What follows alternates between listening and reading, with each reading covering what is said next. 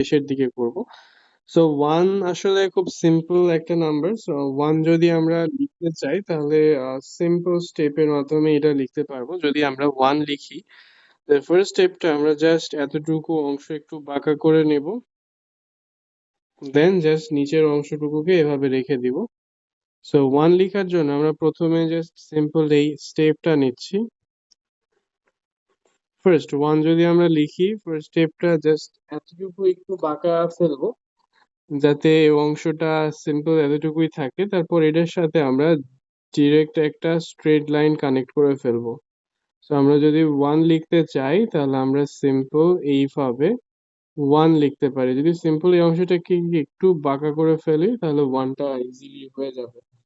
So 1 এর ক্ষেত্রে just এতটুকু মেইনটেনটা পারফেক্ট, খুব বেশি দরকার নেই, কারণ খুব বেশি হয়ে গেলে একটু কেমন জানি লাগবে। সো আমরা যদি চাই তাহলে সিম্পল এতটুকু অংশকেই রাখবো যাতে একদম পারফেক্ট স্ট্রাকচারে হয়ে যায়। সো 1টা সবাই লিখবেন এক লাইন করে। ওকে, সো এবার হচ্ছে আমরা 2 শিখবো। তো এবার যদি আমরা 2 লেটার্স লিখি, 2 লেটারটার একটা ওয়ে আছে যেটা আমরা 2টা এভাবে লিখতে পারি। আমি একটু এখানে দেখা দিয়েছি যে মেইনলি 2টা কিভাবে লিখতে হয়। তো 2 যদি লিখতে চান তাহলে 2 এর স্টেপ, এই যে ফার্স্ট অংশটা নেই সেটা কিন্তু কোয়েশ্চেন মার্কের মতো অংশ। তো আমরা যখন ফার্স্ট স্টেপটা নিব এটা কিন্তু অলমোস্ট কোয়েশ্চেন মার্ক। তারপর এখান থেকে সিম্পল একটা দাগ জাস্ট অ্যাড করে দিব। এদিক আর এদিকটা একদম সিমিলার পজিশনে থাকবে। সেম ওয়েতে আমরা একটা কোয়েশ্চেন মার্ক দিব, এরকম এরকম কিন্তু কোয়েশ্চেন মার্ক করি আমরা ইংরেজিতে। সো এটা জাস্ট এখন এখানে একটা স্ট্রেট দাগ দিব, এদিক আর এদিক সমান রাখবো, দেখবেন অটোমেটিক্যালি আপনাদের দুইটা ক্লিয়ার হয়ে যাবে। সো দুই আর কোনো প্রবলেম হবে না, জাস্ট এইভাবে। তো দুইটা এবার লিখেন 2। এবার আমরা পরের লেটেস্টে যাব, কেউ বাকি আছে? ওকে, আমরা পরের লেটেস্টে যাচ্ছি, কাইন্ডলি এটাতে একটু ফোকাস করেন। এবার আমরা যদি 3 লেটেস্টটা লিখতে চাই, দেখেন যে আমরা 3 লেটেস্টটা কিভাবে লিখছি। ফার্স্ট স্টেপটা আমরা রাউন্ড করছি, অংশটা একদমই ছোট, তারপর আবার রাউন্ড করছি।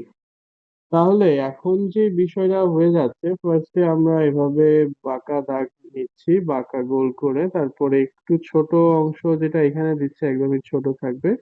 আর এদিক আর এদিকটা কিন্তু একদম সিমিলার পজিশনে থাকবে। আমরা যদি ভালোভাবে খেয়াল করি, ফার্স্টে যখন রাউন্ড করছি এখান থেকে আবার রাউন্ড করবো, সো এইদিক আর এই দিকটাকে সমান রাখবো, এন্ড এই অংশটা একদমই ছোট থাকবে। দেখে হয়তো বুঝতে পারছেন এটা কিন্তু একদমই ছোট হয়ে আছে। তো এই অংশটা কিন্তু জাস্ট এতটুকুই থাকবে। তো আমরা যদি আবার ভালো করে লিখি, ফার্স্টে জাস্ট এরকম, তারপরে আবার সেম এরকম ভাবে রাখবো। তো আমরা যদি লিখতে চাই 3, তাহলে এই স্টেপটাকে ফলো করতে পারি, তাহলে দেখবেন যে ইজিলি 3টা লিখতে পারছেন। সো কাইন্ডলি সবাই 3টা লিখবেন। এবার আমরা যদি 4 লেটার্স লিখতে চাই, পারফেক্টলি 4 লিখতে হলে আমাদের ফার্স্ট স্টেপটা এইভাবে নিব, একটা স্ট্রেট দাগ, স্ট্রেট দাগ থেকে আমরা এতটুকু আসবো, দেন সিম্পল আবার এতটুকু আসবো।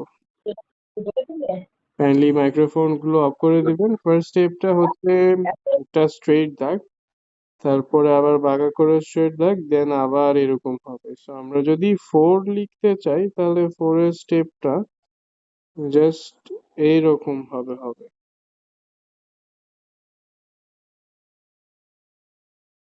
জাস্ট এরকম। ফার্স্টে আমরা স্ট্রেট দাগ দিচ্ছি, দেন সেকেন্ড স্টেপটা দেখতে অলমোস্ট এইরকম। এখন এটার সাথে যদি আমরা একটা স্ট্রেট দাগ কানেক্ট করে ফেলি তাহলে দেখা যাবে 4টা ইজিলি লিখতে পারবেন। সো এবার 4টা লিখেন সবাই। ফিফথ নাম্বারটা আমরা যদি 5 পারফেক্টলি লিখতে চাই, 5 এর যে বিষয়টা খেয়াল রাখতে হবে, 5 এ হচ্ছে আমরা প্রথমে একটা স্ট্রেট দাগ দিব, তারপর এখান থেকে এতটুকু আসবো, দেন এটাকে রাউন্ড করব, যেটা দুই দাগের কিন্তু উপরে চলে যাবে।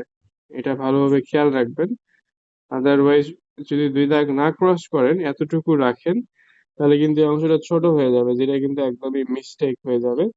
সো ফার্স্ট স্টেপটা একদমই স্ট্রেট দাগ, তারপরে আবার একটা স্ট্রেট দাগ, দেন একদমই রাউন্ড করে দিবেন। সো দেখবেন যে এই অংশটা একদম এই অংশ থেকে সিমিলার পজিশনে আছে, এন্ড দেখবেন যে 5টাও পারফেক্ট হয়ে যাচ্ছে। সো আমরা যদি 5 লিখি তাহলে আমরা 5টা এভাবে লিখতে পারি। সো কাইন্ডলি সবাই এবার 5টা লিখেন, সমান রাখবেন। 6 আর 9 এ যাই এবার। 6 আর 9টা আমরা একইভাবে শিখবো। 6 আর 9 এর স্ট্রাকচারটা হচ্ছে একদমই সিম্পল স্ট্রাকচার, যেটা এরকম ভাবে আমরা সি করতাম, তাই না? সো সি কে যদি আমরা জাস্ট এরকম এতটুকু করে ফেলি তাহলে 6 হয়ে যাবে। And এই 6টাকে আবার যদি জাস্ট আমরা রাউন্ড নিয়ে এরকম নিচে আসি তাহলে দেখা যাবে সিমিলারলি এই অংশটা যদি সমান রাখি 6 এর মতো, তাহলে 6 আর 9টা সিমিলার ওয়েতে আপনারা লিখতে পারবেন। জাস্ট এতটুকু অংশ ফুল স্টপ দিয়ে ফেলেন। এন্ড সিমিলারলি যদি 9 করেন, এখন 9টাকে আমরা নিচে নিয়ে চলে আসছি, দেন এখানে আর এখানটা একদম সমান থাকবে, তাহলে দেখবেন যে সিম্পল হয়ে যাচ্ছে 6 আর 9 এর স্ট্রাকচারটা। সো 6 9 যদি লিখেন তাহলে সিম্পল এইভাবে লিখতে পারেন। সো কাইন্ডলি হচ্ছে